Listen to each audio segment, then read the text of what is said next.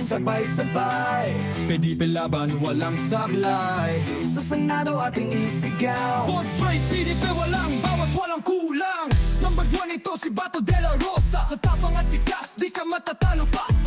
Dati siyang pulis, di siya basta-basta. Sa Senado, yes sir, ang kanyang sagot na. Number 28 si Bongo na to.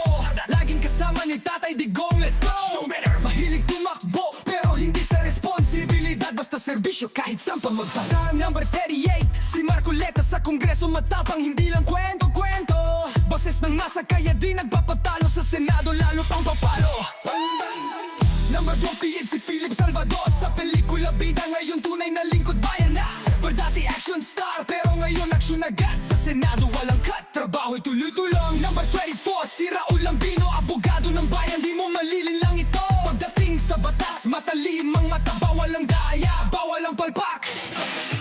Number 30 si Javin Hilo. Sa korupsyon wala lusot, bawal ang loko-loko.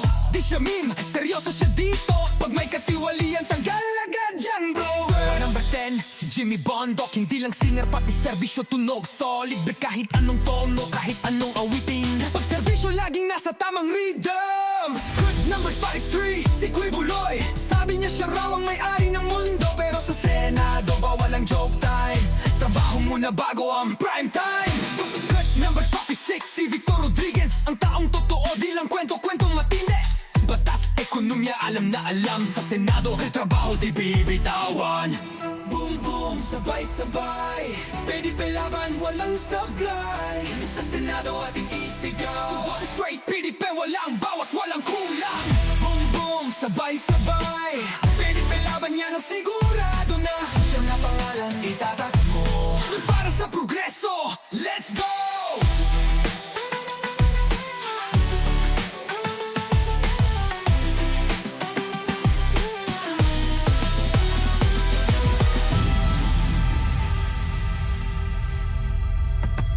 Sa balota, huwag kang magduda. PDP laban, yan ang sigurado na. Siyang na pangalan, itatakbo. Para sa progreso, let's go!